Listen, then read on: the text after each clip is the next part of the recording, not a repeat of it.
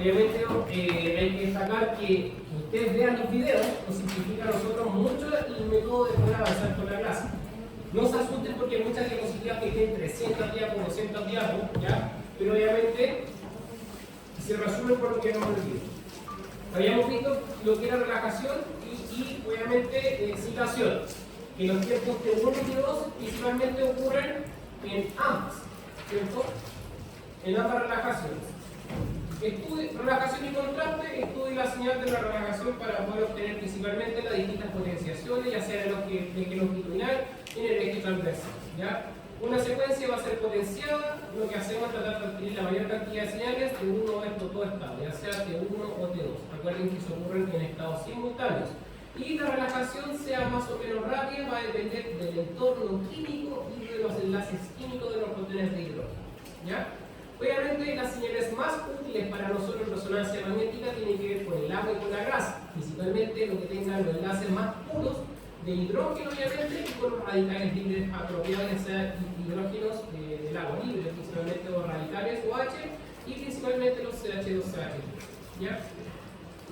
Obviamente es importante destacar que cada tejido va a tener sus tiempos de relajación distintos, en tiempos distintos, y va a estar dependiendo de los enlaces que coinciden de la estructura colindantemente a su bioquímica, y estos valores van a ser mayores o menores dependiendo si es agua libre o agua ligada.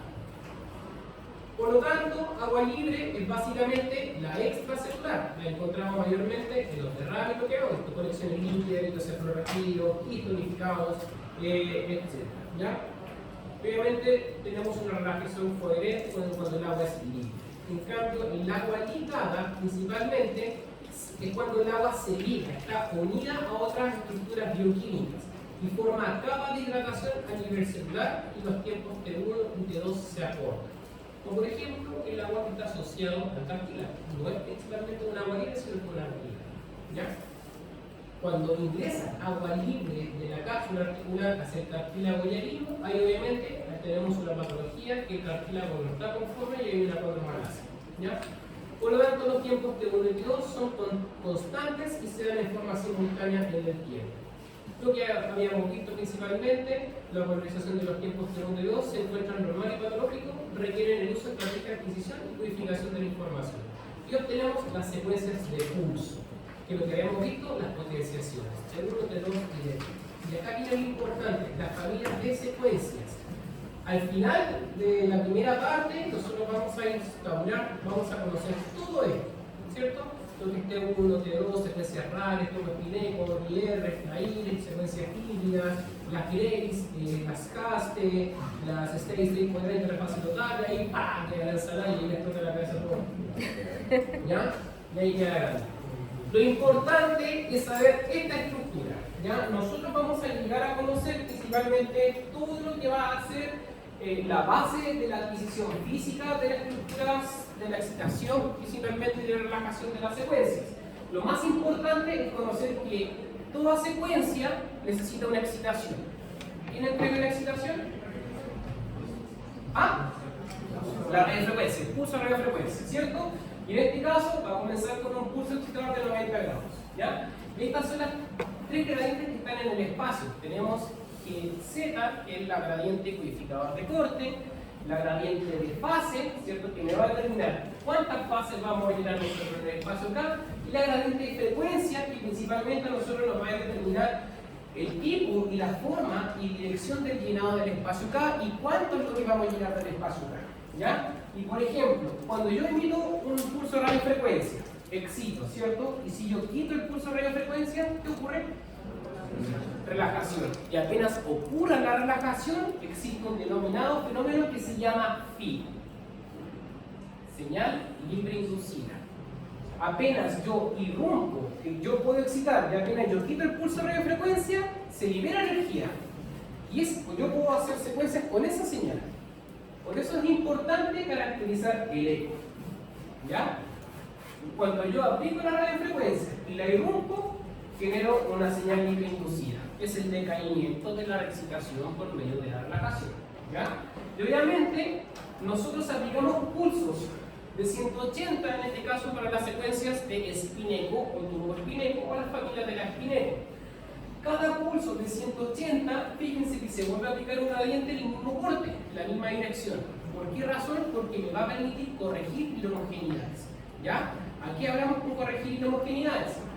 Un pulso de 180 va a desfasar la vuelta. Yo tengo un pulso excitador, ¿cierto? Que va a colocar el vector de magnetización y el otro va a ser el pulso desfasador. Y va a tomar de acá la excitación y la vuelve a desfasar completamente al otro lado. ¿Para qué? Para corregir inhomogeneidades y volver a colocar los protones en la misma fase y estudiar principalmente el desfase nuevamente o la relajación longitudinal correspondiente ya sea de uno o de dos.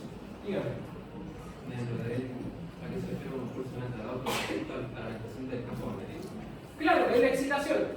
Recuerda que si nosotros estamos trabajando en un resonador magnético que es cilíndrico, la dirección era del sur a norte, del norte a sur. Entonces, como está hacia allá, los protones están hacia acá.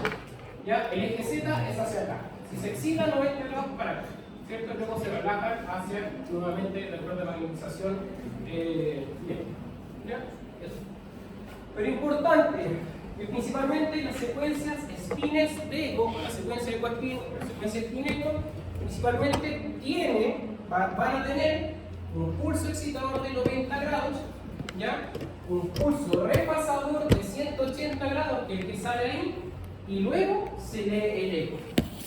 Y esta información va a llenar una línea del espacio. ¿Ya? El espacio acá es un espacio virtual, ¿ya? Donde la información llega a codificarse. ¿Ya? Todo eso lo va a ver ahorita en la primera introducción. O sea, la primera parte de la clase. ¿Ya? Por lo tanto, las secuencias spin-echo principalmente tienen un pulso excitador de 90 grados y un pulso repasador de 180 grados para leer un eco. Y este eco va al espacio K. ¿Qué es el espacio K? El lugar donde se acopian o se alojan las señales provenientes del plano de corte y viene siendo la rondada del equipo. ¿Ya? Fíjense, ¿cómo se ve el centro? ¿Cómo se ve la periferia? ¿Quién tiene más contraste? El centro. Claro. ¿Ya? Y en la periferia, ¿qué veo? Nada. ¿Ah? Resolución espacial. Muy bien. ¿Ya? Por lo tanto, en el espacio acá, lo que está al centro predomina el contraste y lo que está en la periferia va a predominar la resolución espacial. ¿Ya? A través de un proceso matemático, la transformada de Fourier va a asignar lugar, ¿cierto?, a cada espacio dependiendo de las codificaciones que lo vamos viendo más adelante. ¿Ya? Por lo tanto, la manipulación del TR y TE determina la potenciación del contraste y la caracterización de la imagen. Ya lo habíamos visto. El tiempo de eco es el que transcurre entre un pulso de 90 grados y la lectura de la señal. ¿Ya? Repetición también que lo vimos, el tiempo que se transcurre entre dos pulsos excitadores. No hay más, pero obviamente el PBT está. Debe faltar los políticas técnicos para resolver. Tiempo de eco medio, en que se aplica el pulso repasador, ¿cierto? Acá pasa lo siguiente. Cierto que yo aplico el pulso excitador de 90, yo les dije en el cuadrito anterior que había un tiempo de eco medio 1 y 2, ¿cierto? El tiempo de eco medio 1 es el tiempo de eco que transcurre entre un pulso excitador y un pulso repasador de 180. El tiempo de eco medio 2 es de que se aplicó el pulso de 180 repasador y se obtuvo la lectura de eco. ¿Ya? Eso es realmente como teoría. Y obviamente el TR nos permite controlar la componente longitudinal. Ya lo habíamos visto anteriormente. Entre el rango.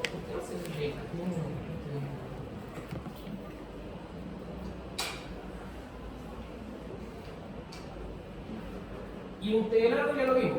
Realmente todo lo que viene a la parte de acá, chicos, es poder ver principalmente el. Vamos a contar cómo está el.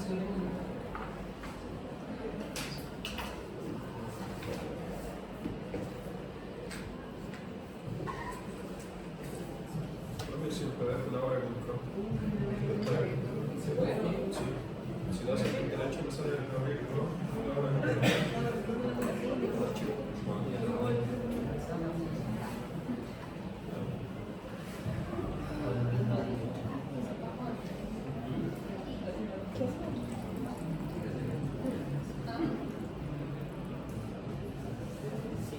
Se te la puse, güey. Pausa, like y destacar.